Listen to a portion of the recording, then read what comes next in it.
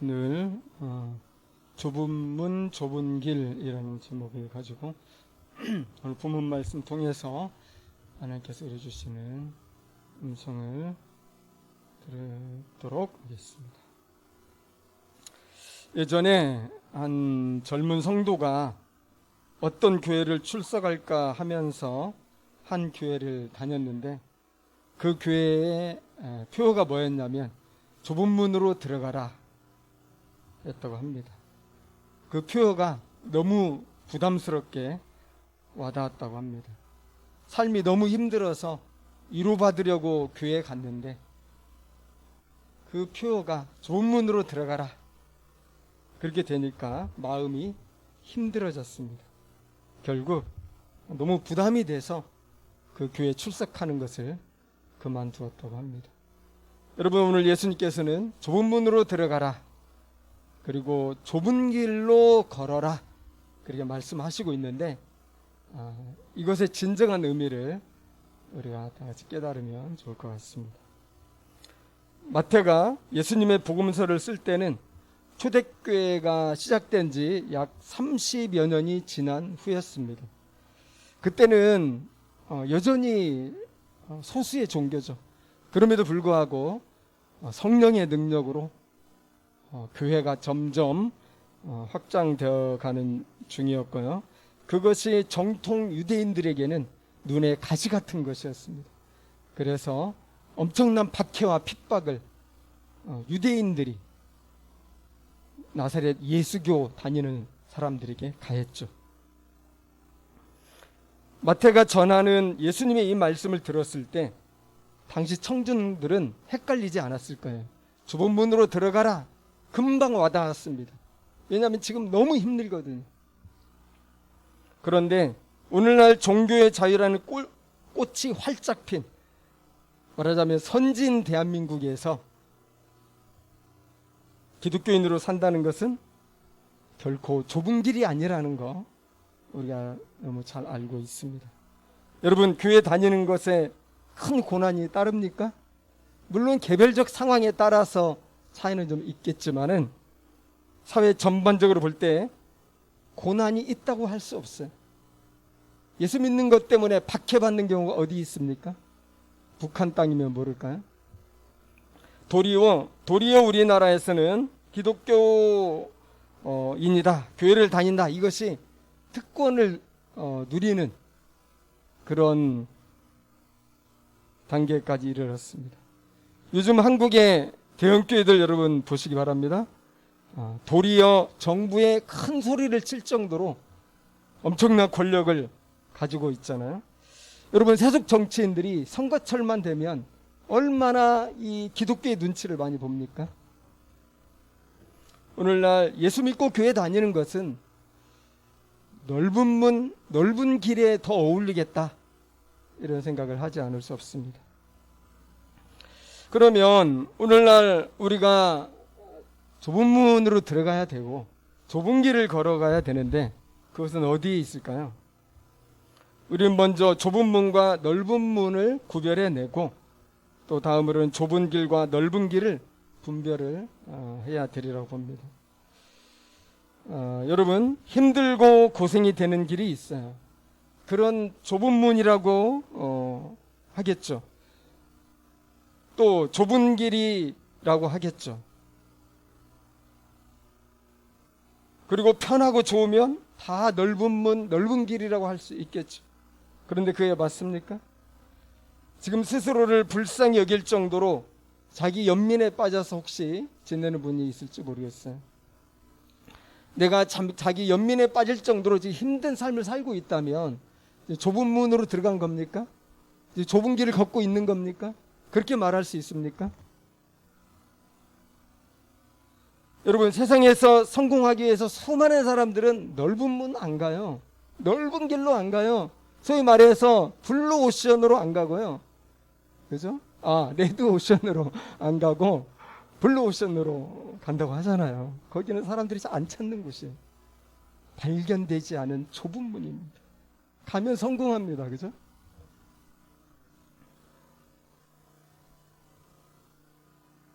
정말 많은 사람들이 좁은 문으로 달려가는데요. 여러분 생각해 보시기 바랍니다. 대학 입시는 얼마나 좁은 문입니까? 물론 지방 대학교들은 지금 뭐 문을 닫네 마네 하는 일들이 있지만 고3 학생들이 모두가 좋은 대학으로 막 달려가지 않습니까? 취업은 또 얼마나 좁습니까?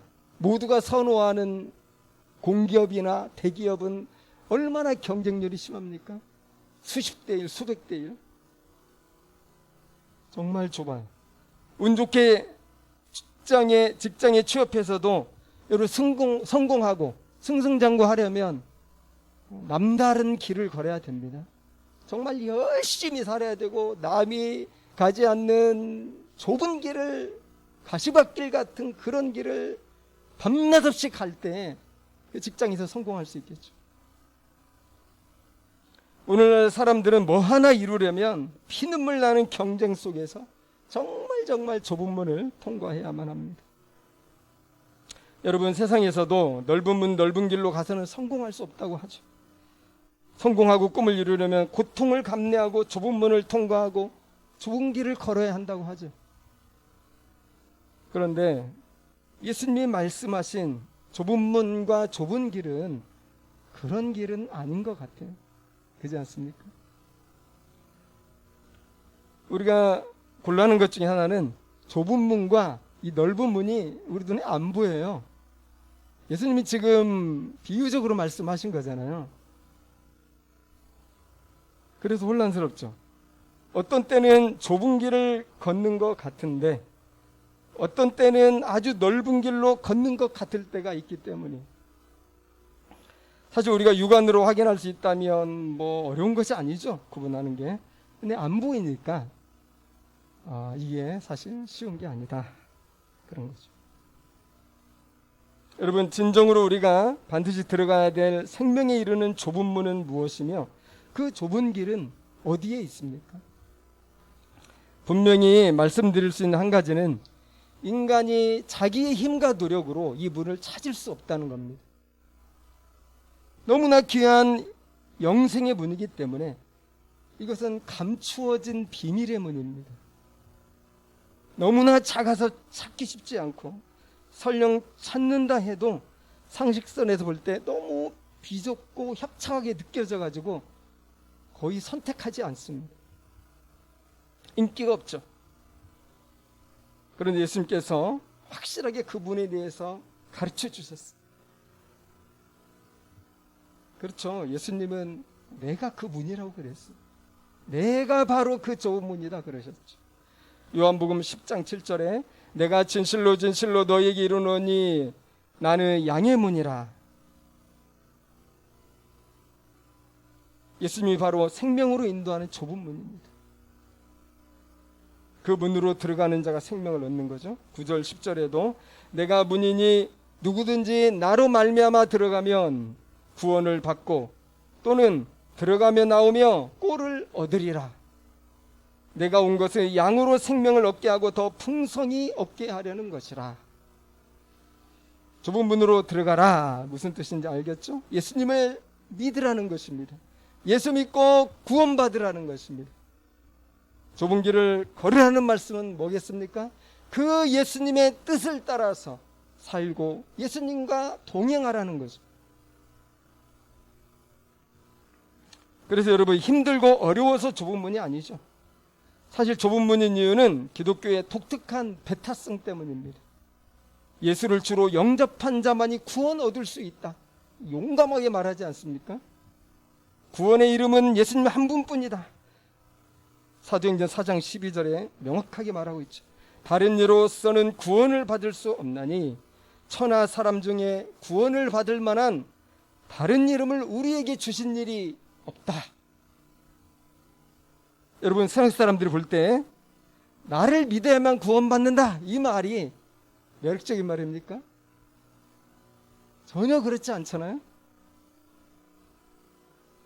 이런 주장 얼마나 배타적인 말로 독선적인 말로 차별적인 말로 들립니까? 더군다나 오늘날처럼 다원주의적이고 상대주의적 가치관이 숭배되는 이 포스트 모더니즘의 이 시대에 절대적 진리 그 하나만 옳다고 주장하는데 누가 그것에 고개를 끄덕이면서 아주 좋아 아주 좋아 그러겠습니까? 대부분 다 싫어합니다. 그래서 사람들이 자세히 알기 전부터 복음의 증가를 깨닫기 전에 시작도 하지 않고 싫어할 가능성이 많죠. 그래서 여러분 좁은 문입니다. 좁은 길도요, 힘들어서 좁은 길이 아니에요. 물론 초대교회 때는 예수 믿는 것 자체가 순교를 각오해야 되는 너무나 힘겨운 일이 그런 길이지만요, 그래 현대 그것도 우리나라에서 예수 믿는 것 절대로 좁은 길 아니죠. 왜 좁은 길입니까? 14절에 보면 찾는 자가 적다고 했어요. 그 많은 사람들이 가지 않아요. 그래서 이게 좁은 길인 것입니다. 여러분, 이 좁은 문으로 들어간다는 거 말씀드린 것처럼 예수님을 영접하고 거듭나는 것. 근데 그것이 뭐냐면 바로 좁은 길이 출발하는 첫 시작점이라는 것입니다. 많은 분들은 예수 믿고 교회를 다니고 영적 허니문 기간을 갖죠. 초기 신앙생활 할 때 다 즐겁게 합니다. 대부분 한 1, 2년 지나고 나면 더 이상 신앙 성장에 좀 시큰둥해집니다. 그리고 노력도 하지 않습니다. 그러면서도 어떻게 생각합니까? 자신은 이미 예수를 구주로 영접했고 나는 이미 세례를 받았다. 그러니까 나는 하나님의 자녀다. 나는 천국 갈 것이다. 추워도 의심하지 않죠. 가끔씩 교회 행사에 소극적으로 참여하는 것으로 만족하죠. 야, 바쁜데 이 정도만 해도 이거 대단한 거 아니야? 근데 여러분 정말 중요한 사실 있지 않습니까? 우리가 예수를 영접하고 세례를 받은 것은 구원의 완성이 아니라는 거예요. 그것은 구원의 시작점이라는 것입니다. 좁은 문으로 들어갔어요. 그러면 끝납니까? 아니에요. 협착한 그 좁은 길이 앞에 쫙 나 있는 거예요. 긴 과정이 있는 겁니다. 우리가 생명이라는 그 끝에 도달하기까지는. 만약 좁은 문이 전부였다면 예수님이 좁은 길 얘기를 하실 이유가 없죠. 사랑하는 여러분, 우리가 좁은 문으로 들어왔다면 반드시 좁은 길로 가야 되는 거예요. 우리 인천공항 가면은 멋진 에스컬레이터가 있지 않습니까? 여러분, 우리가 에스컬레이터 탄 거 아니에요? 좁은 문 딱 들어가는 순간 천국으로 가는 에스컬레이터를 딱 탄 게 아니라는 거죠. 자동으로 우리가 구원의 완성에 이르는 게 아니라는 거죠. 좁은 길을 걸어간다는 것은 인생의 긴 여정을 주님과 함께 동행한다는 겁니다. 그래서 그 긴 시간마다 이 중간중간에 마귀 사탄이 주는 시험이 있어요. 유혹이 있어요. 즉 우리의 가는 길에 마귀가 찾아와서 우리를 시험 들게 하고 유혹해서 길을 벗어나게 할 수 있다는 것입니다. 우리가 좁은 길을 걷다가 넓은 길로 갈 수가 있다는 거예요. 배교의 위험이 있다는 거죠. 너무 세상을 사랑하다 보면 그렇게 될 수가 있다는 거예요. 그래서 예수님도 항상 깨어있으라고 말씀하시잖아요. 사도들도 그의 서신서에서 늘 깨어있으라고 항상 권면하잖아요. 여러분, 오늘과 이 병행되는 본문이 누가복음 13장 24절에 나오는데 주님은 뭐라고 그러신다면 좁은 문으로 들어가기를 힘쓰라 그랬습니다. 좁은 문으로 들어가서 좁은 길을 걸어가는 이것은 그냥 되는 게 아니라요, 엄청 노력해야 된다. 힘써야 된다. 아주 예수님 겟세마네 동산에서 땀방울이 핏방울이 되었던 것과 같은 그런 노력이 필요하다는 거예요. 주님 안에서. 그러므로 우리는 이 좁은 길이라는 긴 여정을 어떻게 지낼 것인가 하는 주제로 우리 고민하고 생각하면서 때로 결단도 해야 된다 이 생각이 듭니다. 여러분, 언제 이 좁은 길이 끝납니까? 정말 생각 같으면 좁은 문 들어가는 순간 좁은 길로 바로 끝나고 우리 영생의 문제가 결정되면 좋겠는데 너무 길어요. 언제 끝나요? 예수님이 오실 때 끝나요. 길지 않습니까? 우리가 살아있을 때 주님이 오시지 않는다면 우리가 육체적인 죽음을 맞이함으로써만 이 길이 끝나겠죠. 이 좁은 길의 여정에서 가장 중요한 것이 있는데요. 그래도 우리가 주님과 동행하고 있다는 어떤 증거를 우리가 확보해야 된다는 거예요. 이 말로만 안 되니까요. 내가 주님과 동행하고 있다. 이것이 어떤 증거로서 확보가 돼야 돼요. 최후 심판에 우리가 진정한 구원에 이르려면요. 그래서 주님은 마지막 때 그것을 확인한다고 그랬거든요. 마지막 때 예수님은 나에게 뭘 찾으시냐면요. 네가 좁은 길 건너고 걸었는데 일상 동안 어떤 열매를 맺었는지 한번 보자. 주님 그러세요. 20절. 이러므로 그들의 열매로 그들을 알리라. 내가 어떤 사람인지 어떻게 합니까? 내가 일생에 맺은 그 열매를 보시고 네가 이런 열매를 맺었으니 너는 이런 사람이구나. 판단을 분명하게 내린다는 거죠. 바울은 그래서 우리가 주님 앞에서 불시험을 통과하게 될 것이라고 얘기하죠. 불이란 터널을 통과하면서 우리의 업적을 주님이 실현하고 테스트해 본다는 거예요. 그때 불에 안 타야죠. 화르르 다 타버리면 큰일 나는 겁니다. 고린도전서 3장 14, 15절에서 이렇게 말씀하셨죠. 만일 누구든지 금이나 은이나 보석이나 나무나 풀이나 짚으로 이 터 위에 세우면 각 사람의 공적이 나타날 것이다. 누구든지 그 위에 세운 공적이 그대로 있으면 이제 금이나 은이나 보석이겠죠. 상을 받고 누구든지 그 공적이 불타면 나무나 풀이나 짚이 되겠죠. 해를 받으리니 그러나 자신은 구원은 받지만 불 가운데서 받은 것처럼 부끄럽게 될 것이다. 이게 타다 남은 이 그을린 이런 존재로 우리가 간신히 구원받는다고 그러니까 수치스러운 거 아닙니까? 여러분 피땀 흘렸던 내 모든 인생의 수고가 허무하게도 무의로 돌아가고 겨우 부끄럽게 간신히 구원만 얻는다면 얼마나 우리가 주님 앞에 얼굴을 정말 설 수나 있겠습니까? 23절 말씀은요, 이 구원 얻는 데서 버림받을 수 있다고 경고하거든요. 23절. 그때 내가 그들에게 밝히 말하되 내가 너희를 도무지 알지 못하니 불법을 행하는 자들아 내게서 떠나가라. 쫓아내신다는 거예요. 염소의 불이라는 거죠. 사랑하는 여러분, 그러므로 우리가 예수 믿고 좁은 문으로 들어섰다고 절대 안심할 일이 아니다. 그거죠. 쉽게 말하면 주일마다 예배 한번 드리고 가끔 기도할 때마다 주여 주여 한다고 이것이 우리의 최종적인 구원을 확보해 주는 건 아니라는 거죠. 열매와 관련해서요, 가장 중요한 게 있는데 그것은 하나님 말씀에 순종하는 것입니다. 21절. 나더러 주여 주여 하는 자마다 천국에 들어가는 것이 아니요 다만 하늘에 계신 내 아버지의 뜻대로 행하는 자라야 들어가리라.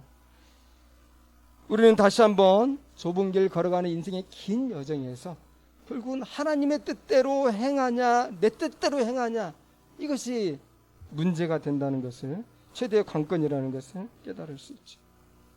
주의 이름으로 선지자 노릇하고 주의 이름으로 귀신을 내쫓기도 하고 주의 이름으로 많은 권능을 행하게 됐던 정말 위대한 종들 아닙니까? 이런 사람이 흔합니까? 대단하죠. 그런데 예수님은 거짓 선지자라고 예수님 면전에서 쫓아냈어요. 왜 그랬을까? 안 믿는 사람이 아니에요. 위대한 주님의 종들이죠. 한 가지입니다. 그들은 예수님의 이름을 그렇게 부르면서 위대한 능력을 행했지만 사실 그 모든 것들은 자기 자신을 위해서 한 것입니다. 그럼 자기 자신을 위해 해도 그렇게 능력이 나타나나? 오케이, 나타납니다. 왜냐하면 하나님이 그걸 쓰시거든요. 그걸 통해서 구원한 사람이 있을 수 있어요. 그러나 본인은 탈락하는 거죠. 왜 그렇습니까? 모두 그런 주의 이름으로 하는 사역들이 다 자기 영광과 자기 이름과 자기 명예와 성공을 위해서 했다는 거예요. 그걸 위해서 예수의 이름을 이용했다는 것입니다. 그들은 하나님의 뜻에 순종할 마음이 없는 사람들이었고, 하나님의 이름을 부르고 교회를 다니면서 자기 입속을 챙기는데 바빴던 사람들이죠. 그들이 아무리 많은 사람들을 구원하고, 아무리 많은 사람들을 교회에 모으고, 아무리 많은 사람들을 병에서 고치고 능력을 행하여 귀신을 쫓아낼지라도 예수님은 마지막 날, 나 너 모른다? 너 누구냐? 여러분, 이 얼마나 이 경각심을 갖게 하는 얼음장처럼 차디찬 말씀입니까?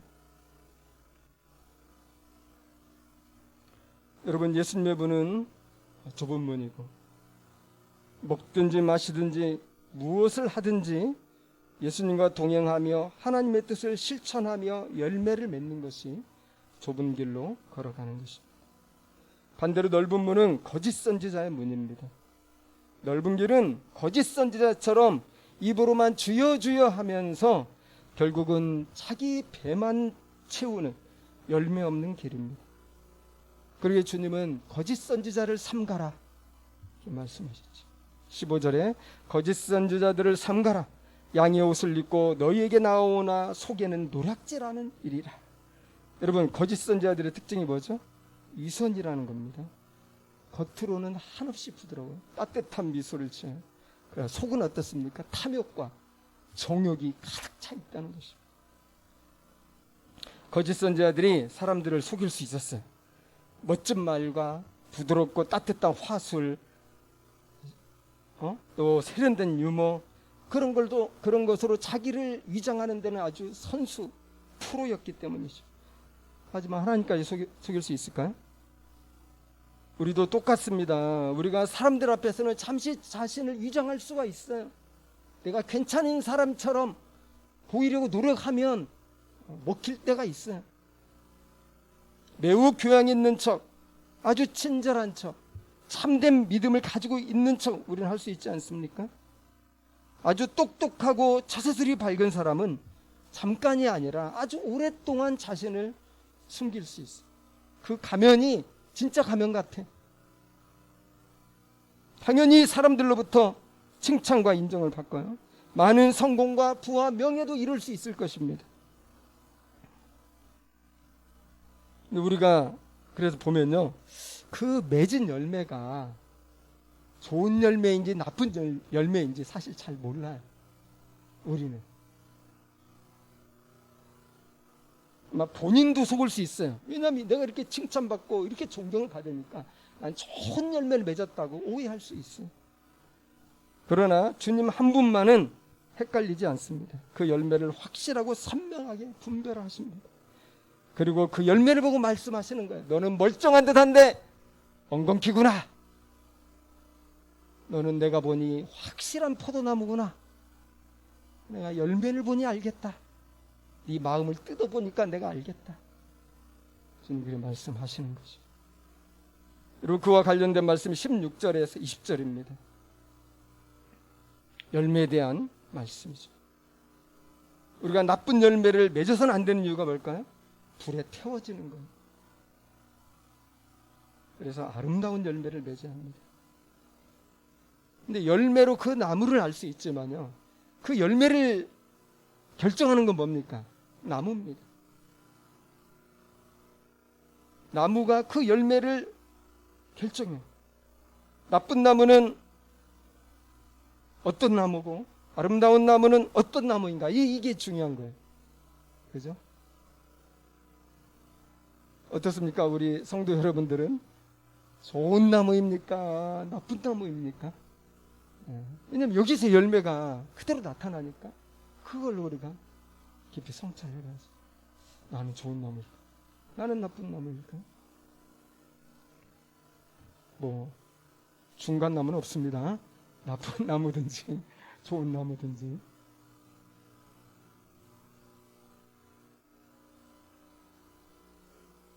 나쁜 나무는 어떤 나무냐면요, 위선된 나무입니다.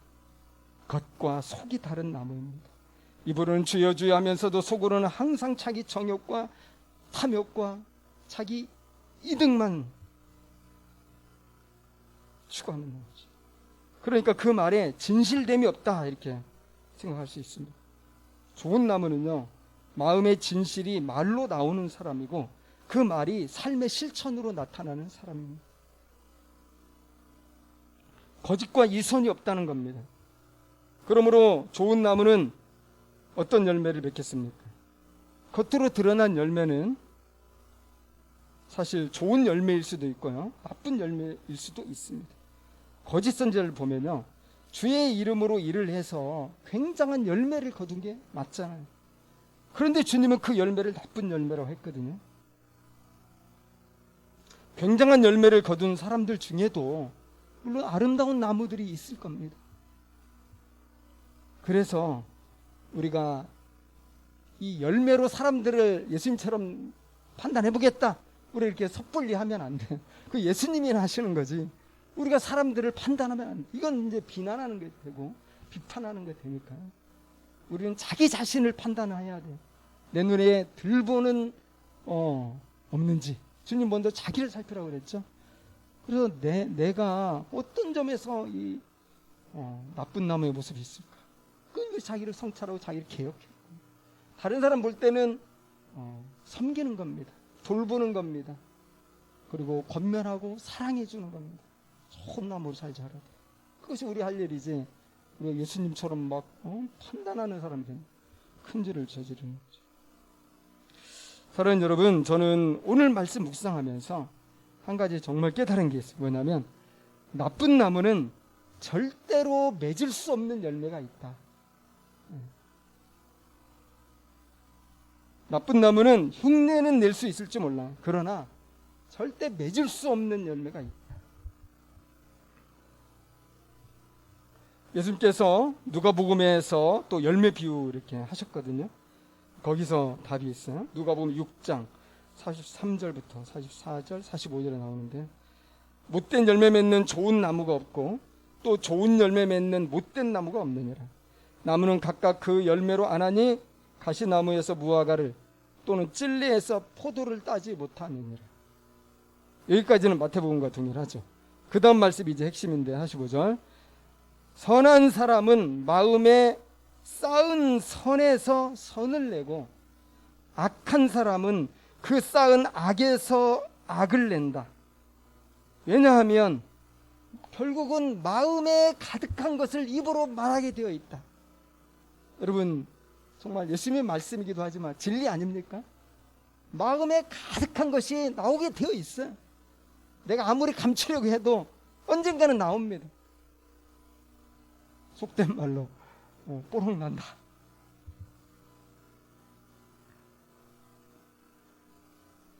여기 마음에 쌓은 선이라는 표현이 있는데 헬라어로 보면은 마음이라는 창고에 쌓아놓는 것을 의미합니다. 우리 아이들에게 말할 때 생각주머니라고 얘기하잖아요. 근데 생각주머니라고 표현을 쓰면서 얘기하는데, 주님은 그런 식으로 말씀하신 거죠. 우리 마음에 창고가 하나씩 있다는 거예요. 그 창고에 뭘 쌓아놨냐? 곡식 이렇게 저장해 놓듯이 뭘 그렇게 쌓아놨냐? 이것이 바로 너다. 그것이 네 입으로 나온다. 그래서 여러분, 아름다운 열매냐 나쁜 열매냐를 무엇이 결정하면 우리 마음이라는 거죠. 근데 그 우리 마음이라는 게 창고들이 하나 있는데 그 쌓은 것이 뭐가 쌓여 있느냐, 이것으로 결정이 된다는 거죠. 세상 정욕이나 악으로 가득 차 있으면 아무리 탈을 쓰고 가면을 쓰고 이장을 해도 결국 나쁜 열매를 맺게 된다는 겁니다. 우리 마음의 창고에 선이 가득 쌓여 있으면 아름다운 열매를 주렁주렁 맺게 된다는 거죠. 그런데 그 열매는 우리가 하는 언어 생활과 밀접한 관련이 있다는 거죠. 마음 창고가 선으로 가득한 사람은 선한 말을 한다는 거예요. 악으로 가득 찬 사람은 악한 말을 한다는 것입니다. 여러분 그렇지 않습니까? 좋은 성품을 가진 사람이 악한 말을 하는 거 저는 못 봤어요. 그렇지만 악한 성품을 가진 사람이 좋은 말 하는 거 많이 봤어요. 순간적으로 자기를 위장할 수 있거든요.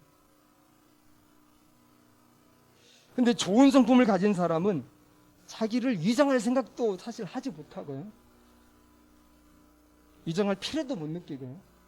그래서 진짜 좋은 성품을 가진 사람은 정말 나쁜 말 안 해요. 그래서 주님은 예수님께서 최후 심판하실 때 이 말에 대한 책임을 물으신다고 그랬어요.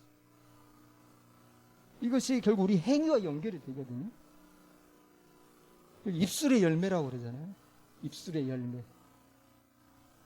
이 입술의 열매는 우리 성품을 반영하고요. 속에 무엇을 쌓았느냐로 반영을 하죠. 그래서 이것을 최후 판단의 근거로 삼겠다. 이것이 예수님의 뜻이거든요. 자, 마태복음 12장도 보면 그것을 분명히 지적하셨어요. 바리새인과 서기관들을 이렇게 무섭게 책망하시면서 열매에 대한 얘기로 이제 말씀하시면서 하신 말씀 33절에서 37절인데, 나무도 좋고 열매도 좋다 하든지 나무도 좋지 않고 열매도 좋지 않다 하든지 하라. 좀 일관되라 그 얘기죠. 그 열매로 나무를 아느니라. 독사의 자식들아, 너희는 악하니 어떻게 선한 말을 할 수 있느냐? 이는 마음에 가득한 것을 입으로 말함이니라. 선한 사람은 그 쌓은 선에서 선한 것을 내고 악한 사람은 그 쌓은 악에서 악한 것을 내느니라. 내가 너에게 이르노니 사람이 무슨 무익한 말을 하든지 심판날에 이에 대하여 신문을 받을 것이다. 긴장되지 않습니까? 계속 말씀하십니다. 네 말로 의롭다함을 받고 네 말로 정죄함을 받으리라. 입술의 열매가 이렇게 중요합니다. 야고보 선생도 야고보서에서 그것을 분명히 강조했죠. 야고보 3장 10절 12절 한 입에서 찬송과 저주가 나오는도다. 내 형제들아, 이것이 마땅하지 아니하니라. 샘이 한 구멍으로 어찌 단물과 쓴물을 내겠느냐. 쓴 샘이면 쓴물 나오는 것이고 단 샘이면 단물 나오는 거지. 그건 말도 안 된다. 내 형제들아, 어찌 무화과 나무가 감람 열매를, 포도나무가 무화과를 맺겠느냐. 이와 같이 짠물이 단물을 내지 못하느니라. 결국 우리는 뭘 생각하게 됩니까? 우리 사람 됨됨이를 생각하지 않을 수 없는 거죠. 다시 말해서 우리는 예수님의 팔복으로 다시 돌아가는 거예요. 심령이 타는, 마음이 온유하고 애통하는 자가 되고, 청결한 자가 되고, 의에 줄이고 목마른 자가 되고, 화평케 하는 자가 되고, 의를 위하여 핍박을 두려워하지 않는 자. 성품 문제죠. 자, 이런 성품으로 우리가 좁은 길 가는 동안 주님과 계속 동행을 하면 어떤 일이 발생하겠어요? 성령의 열매들이 맺혀지는 거예요. 율법에. 그게 바로 9가지 성령의 열매죠. 바울이 말하는 거예요. 갈라디아서 5장 16절부터 23절까지잖아요. 내가 이르노니 너희는 성령을 따라 행하라. 그리하면 육체의 욕심을 이루지 아니하리라. 오직 성령의 열매는 사랑과 희락과 화평과 오래 참음과 자비와 양선과 충성과 온유와 절제니 이 같은 것을 금지할 법이 없느니라. 바로 이것이 참된 열매입니다. 예수님을 닮아가는 성도의 인격과 성품의 열매죠. 결국은 이게 이제 선순환인데, 이런 성령의 9가지 성품을 가진 사람이, 그것을 막 쌓아놓은 사람이 나쁜 말을 하겠냐 이거예요. 아름다운 말이 탄생하는 것입니다. 그리고 그것이 주님의 심판대 앞에서 우리의 증거가 되는 거죠. 그래서요, 시편 기자도 하나님의 백성들에게 악한 말을 금지하라고 했어요. 시편 34편 13절입니다. 네 혀를 악에서 금하며 네 입술을 거짓말에서 금해라. 그리고 자기 자신도 결심을 하죠. 어떻게 결단합니까? 우리도 그런 결단이 필요할 것 같아요. 시편 141편 3절. 여호와여 내 입에 파수꾼을 세우시고 내 입술의 문을 지켜주소서. 여러분, 우리가 그렇게 결단해야 되지 않을까요? 우리 입술에 파수꾼을 세우는 것, 내 입의 말을 철저히 단속을 하는 거죠. 사도 베드로도요, 그것에 완전 동의했어요. 베드로전서 3장 10절. 그러므로 생명을 사랑하고 좋은 날 보기를 원하는 자는, 우리 다 그렇지 않습니까? 어떻게 해야 됩니까? 생명을 사랑하고 좋은 날 보기를 원하는 자는 혀를 금하여 악한 말을 그치라. 그 입술로 거짓말을 하지 말고. 사랑하는 여러분, 우리는 이 구원을 거저 받았습니다. 너희가 에베소서 말씀 나오는 것처럼 너희가 그 은혜를 인하여 믿음으로 말미암아 구원을 받았나니 하나님의 선물이다. 그래서 오늘 정신 차려 보니까 내가 이미 좁은 문에 들어와 있고, 와, 정말 감사하게도 생명에 이르는 좁은 길을 가고 있으니까 여러분, 얼마나 놀라운 은혜를 받은 겁니까? 그런데 잊지 말아야 될 것, 그 길에 마귀가 늘 우리를 시험하고 우리를 넘어뜨리려고 온갖 세상에 아름답고 좋은 것들로, 먹음직스럽고 탐스럽게 할 만큼 좋은 것들로 끊임없이 유혹을 한다는 것이죠. 그래서 여러분, 이 좁은 길은 나 혼자 걸을 수는 없어요. 친구가 필요해요. 저는 그래서 주님께서 우리에게 이 교회를 세우셨다. 주님의 몸된 공동체를 세우시고 서로 사랑하게 하셨다고 믿습니다. 그래서 앞에서 끌어주고 뒤에서 밀어주고 어깨동무하고 우리가 이 길을 찬송하면서 감사하면서 끝까지 걸어가는 거죠. 여러분, 그 삶이 결국은 우리를 이 세상 가운데서 그 일관된 그 삶으로 말미암아 소금이 되게 하고 빛이 되게 하는 거예요. 다른 게 아니에요. 세상에서 소금과 빛이 되어 선교적 삶을 사는 것은 바로 이런 진실함에서 나오는 거지, 입으로 주여 주여 한다고 나오는 게 아니라.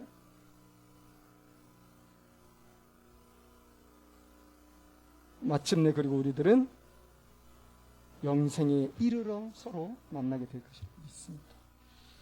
우리 함께 이 시간 기도하겠습니다. 오늘 좁은 길에 대해서 우리 주님 분명히 말씀해 주시고 우리가 어떻게 이 길을 걸어야 될지 깨닫게 해주셨는데, 우리가 이 말씀 따라서 주님의 은혜로 좁은 문에 들어섰는데 영적으로 깨어있는 삶을 늘 살면서 이 좁은 길을 우리 교회 성도들과 함께 서로 돌아보고 경험하면서 끝까지 잘 걸어갈 수 있도록 마귀를 물리치고, 특별히 우리 입술에 파수꾼을 세우면서 우리가 바른 입술의 열매를 맺어가기까지, 또 우리 안에 아름다운 성품을 가질 수 있도록 주님 붙잡고, 주님 손 붙잡고 동행하는 수 있도록 우리 함께 기도하겠습니다.